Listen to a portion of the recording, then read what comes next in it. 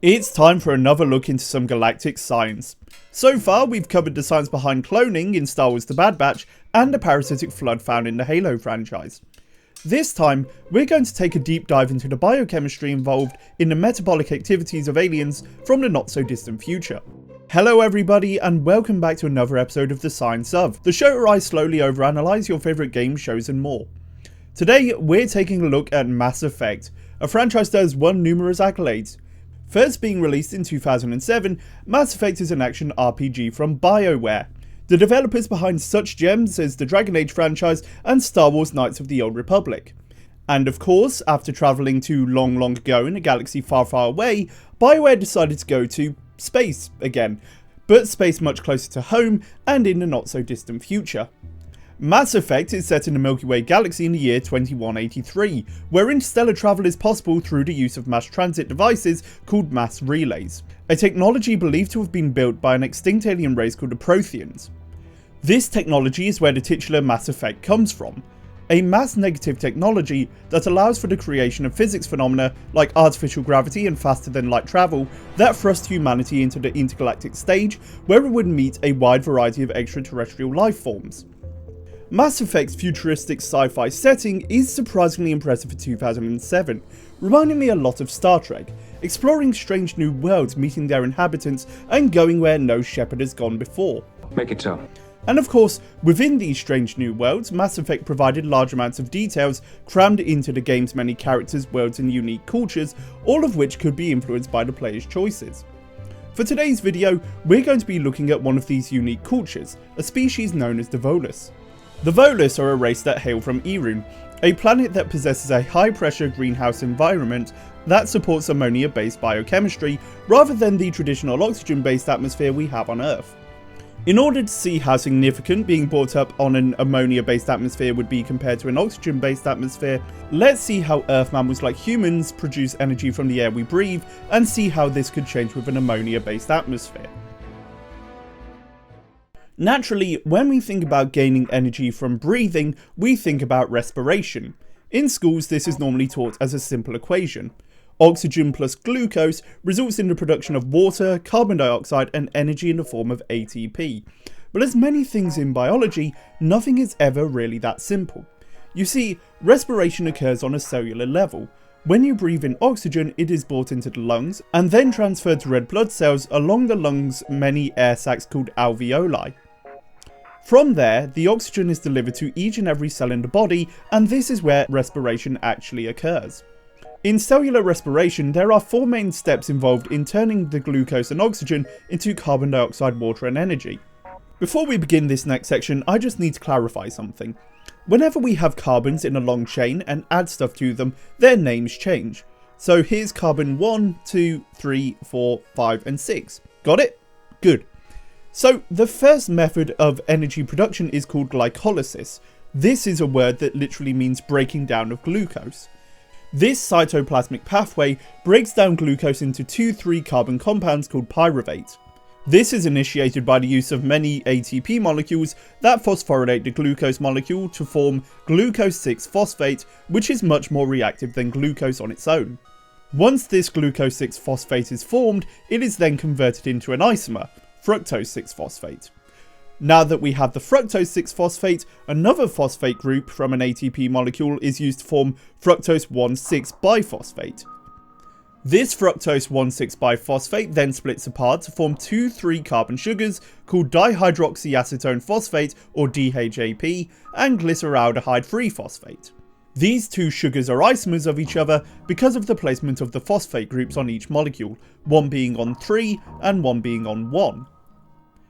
But not for long, because the DHAP is converted into another glyceraldehyde 3-phosphate.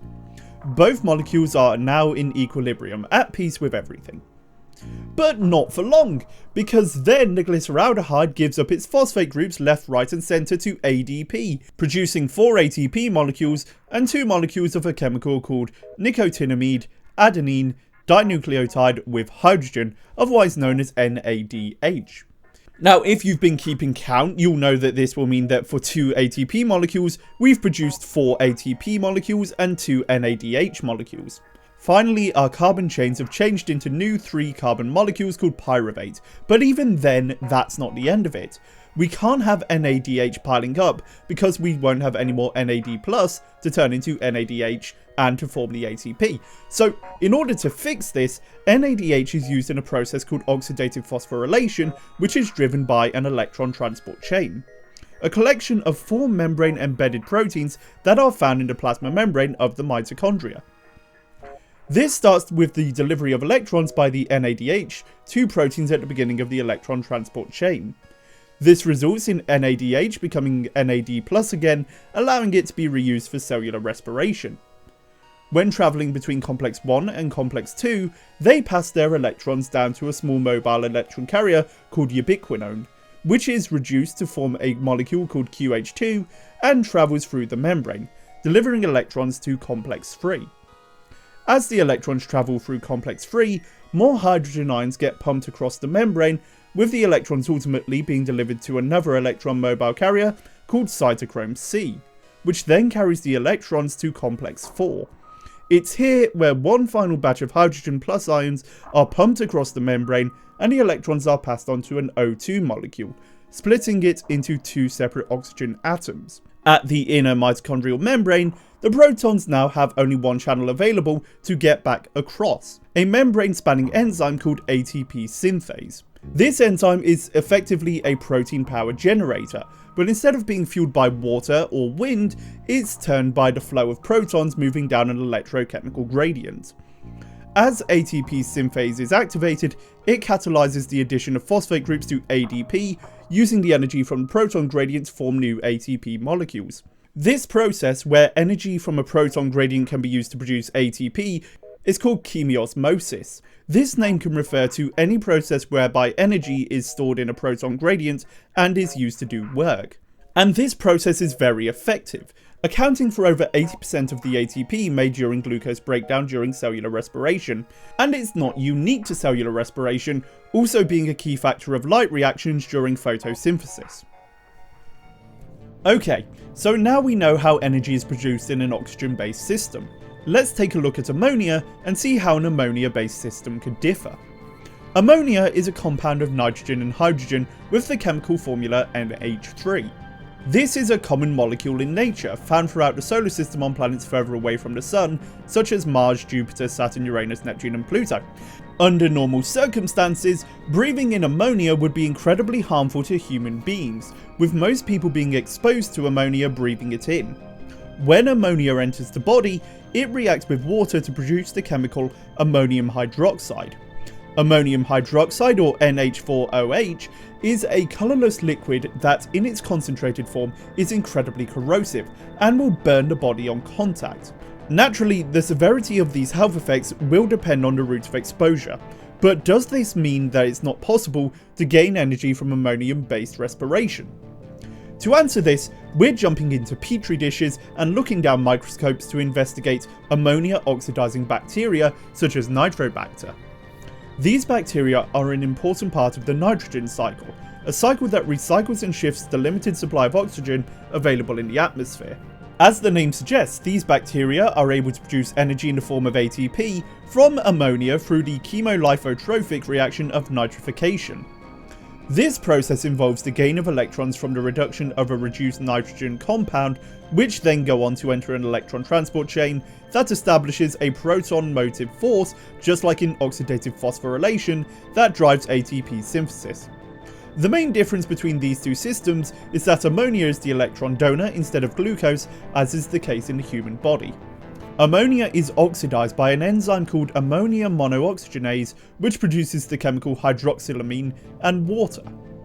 Once this is produced, the hydroxylamine is further oxidized by the enzyme hydroxylamine oxidoreductase to form nitrogen dioxide, removing 4 electrons in the process. These electrons are important as 2 electrons and 1 proton are needed to reduce 1 molecule of oxygen into water. These electrons originate from the oxidation of hydroxylamine and are supplied to the ammonia monooxygenase by hydroxylamyl oxidoreductase by 2 molecules, cytochrome C and ubiquinone. This means that for every 4 oxygen electrons generated from the oxidation of ammonia to nitrogen dioxide, only 2 actually go into interacting with the oxygen molecule to form water.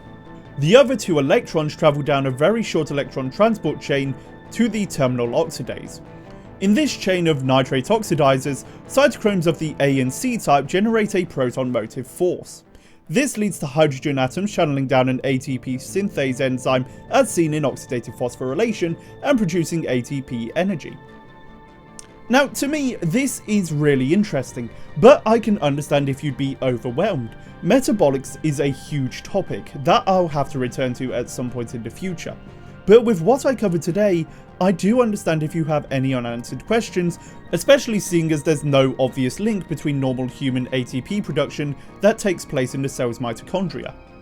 Well, there's an ongoing theory in microbiology that human mitochondria are actually ancient bacteria and other prokaryotes that used to live as independent organs before being engulfed by an aerobic prokaryote, which then formed an endosymbiotic relationship with the host eukaryote. There's a lot of evidence for this. Microbes are pretty unique as far as cell organelles go because they have their own cell membranes. And more importantly, they also have their own regions of circular DNA. This resembles a bacterial genome, but is significantly smaller. And it's not as if these relationships are rare in humans. These relationships are incredibly common in the human body, with the human digestive tract containing their own microbiome that provides both the human host and the body's bacteria with mutual benefits. Given this, it's not too absurd to suggest that organisms developing alongside these ammonia-oxidizing bacteria, replacing traditional mitochondria, could result in a species that could produce ATP from ammonia instead of oxygen.